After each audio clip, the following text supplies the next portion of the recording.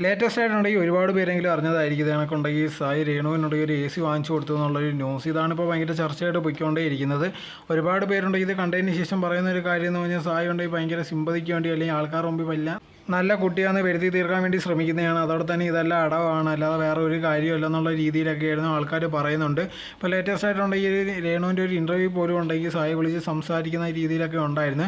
എന്തായാലും ഇത് വെളി വന്നതിന് ശേഷം ഉണ്ടെങ്കിൽ ഒരുപാട് പേര് ഇത് നല്ലതാണെന്നുള്ള രീതിയിൽ പറയുന്നുണ്ട്. അതേ സമയത്തുണ്ടെങ്കിൽ ഒരുപാട് പേരുണ്ട് ഇത് ഷോ ഓഫ് ആണ്, ഇതൊക്കെ ആൾക്കാരുടെ അടവാണ്, ആൾക്കാരുടെ കണ്ണിലുണ്ടെങ്കിൽ പൊടിയിടാൻ വേണ്ടിയാണ് ഇതിനകത്തുള്ള കാര്യങ്ങളൊക്കെ ചെയ്യുന്നതെന്നുള്ള രീതിയിലാണ് പറഞ്ഞിട്ടുണ്ടായിരുന്നത്.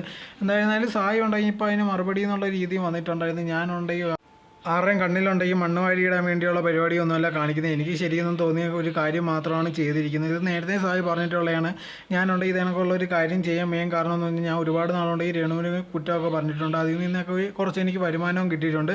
സോ അതുണ്ടെങ്കിൽ രേണുവിനെ എന്നെ ഉപയോഗിക്കണമെന്നുള്ള രീതിയിൽ കൊണ്ടാണ് ഞാൻ ഇതിനകത്തുള്ളൊരു കാര്യം ചെയ്തിരിക്കുന്നത്. അതല്ലാതെ ആൾക്കാരുടെ സർട്ടിഫിക്കറ്റ് ഒന്നും എനിക്ക് ആവശ്യമില്ലെന്നുള്ള രീതിയിലായിരുന്നു സായി പറഞ്ഞിട്ടുണ്ടായിരുന്നത്.